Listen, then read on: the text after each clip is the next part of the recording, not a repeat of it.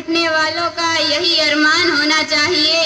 चाहे आप पढ़ते हो गीता या पढ़ते हो कुरान, लेकिन हमारे सीने में सदा हिंदुस्तान होना चाहिए, सदा हिंदुस्तान होना चाहिए। सर्वप्रथम मैं संविधान के निर्माताओं और माँ भारती के चरणों में कोटि कोटि प्रणाम करती हूँ और शत शत नमन करती हूँ उन देश के वीरों को जिन्होंने माँ भारती की आन बान और शान के लिए अपने प्राणों को भी बलिदान कर दिया।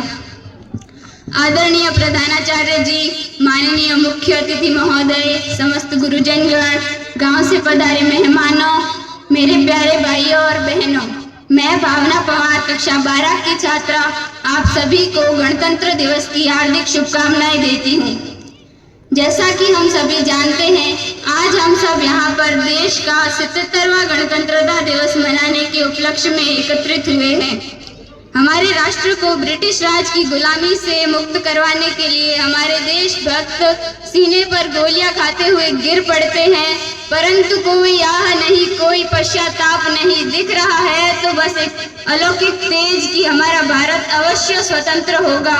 और 15 अगस्त 1947 को यह विश्वास प्रतिफलित भी हुआ, क्योंकि यह देश महापुरुषों का है, यह देश गुणी विद्वानों का, यह देश साधकों संतों का, यह देश वीर बलवानों का। गुणीजनों और महापुरुषों की उपस्थिति में हमारे देश की स्वतंत्रता तब तक अधूरी रहती जब तक यहाँ का संविधान न रचा जाए। अतः राष्ट्र निर्माताओं की अधीनता में 26 जनवरी 1950 को भारत का अद्वितीय संविधान लागू किया गया। आज हमारे लिए उन शहीदों और संविधान निर्माताओं के प्रति कृतज्ञतापूर्ण भावांजलि देने का दिन है। भारत के संविधान में सबको समान शिक्षा, भेदभाव रहित समान अवसर प्रदान किए गए हैं। हमें हमारे संविधान पर गर्व होना चाहिए, क्योंकि इसमें 16,028 भाषाएं व बोलियां, 6 धर्म, 28 राज्यों की 64,000 जातियों को मिलाकर हम सबका एक संविधान बनाया गया।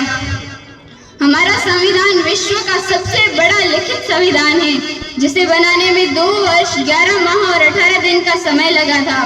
बाबा साहेब डॉक्टर भीमराव अंबेडकर, डॉक्टर राजेंद्र प्रसाद, सरदार वल्लभ भाई पटेल जैसे अनेक विद्वानों की अथक परिश्रम की बदौलत यह जन कल्याणकारी संविधान हमें मिला। हमें हमेशा इसका सम्मान करना चाहिए। प्रायः देखा जाता है कि लोग अपने मौलिक अधिकारों की तो वकालत कर लेते हैं, परंतु जब कर्तव्य पालन की बारी आती है तो मानो सब उन्हें सांप सूंघ जाता है। ऐसी मानसिकता देश के लिए घातक है। एक और बात कहना चाहूंगी कि गणतंत्र दिवस में राष्ट्रगान के समय केवल 52 सेकंड सावधान खड़े रहने मात्र से हमारी देशभक्ति पूरी नहीं हो जाएगी, अपितु हमें हर वक्त सावधान रहना होगा। धार्मिक कट्टरता फैलाते हुक्मरानों से, राजनीतिक बेईमानों से हमें सावधान रहना होगा। विदेशी फंडिंग से, पोषक आतंकवाद से, नस्लवाद और नक्सलवाद से, धर्मांतरण कराती मिशनरी से, हिंसा फैलाती गुनाहों से, नफरत की निगाहों से और मजहबी गुनाहों से हमें सतर्क व सावधान रहना होगा। जातिवाद फैलाते मक्कारों से, जिस थाली में खाए उसी में छेद करते गद्दारों से, तब कहीं जाकर हमारा गणतंत्र और लोकतंत्र महफूज और मजबूत होगा। गणतंत्र की स्वतंत्रता के लिए यह अति आवश्यक है कि हम हमारी सभ्यता, संस्कृति, मौलिक अधिकारों और भारत और वैचारिक स्वतंत्रता को बनाए रखें। भारत के सामने अभी भी ऐसी विषम परिस्थितियां हैं जो मानव के स्वप्नों को खंडित करती है, और तब मन में यही भावना जागने लगती है कि सोचा था अपने देश को खुशियों से सजाएंगे, सोचा था अपने देश को खुशियों से सजाएंगे, समता और सद्गुणों से भारत में बहारें लाएंगे। हाय ये आजादी के बाद क्या हो गया, कि हाय ये आजादी के बाद क्या हो गया।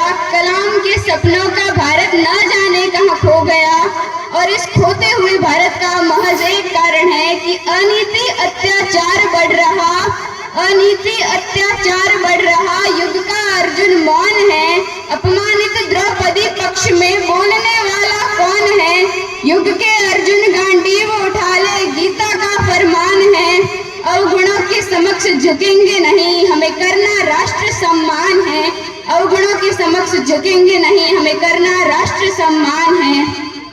अतः मैं अपनी वाणी को विराम देते हुए आप सबसे यही अनुरोध करना चाहती हूँ कि आज गणतंत्र दिवस के अवसर पर सभी लोग यह संकल्प ले कि हम धार्मिक व जातिगत भेदभाव को बढ़ावा नहीं देंगे, अपने कर्तव्यों और अधिकारों का पालन करेंगे तथा अपने राष्ट्र को चरमोत्कर्ष पर पहुंचाने के लिए अपना सर्वस्व न्यौछावर कर देंगे।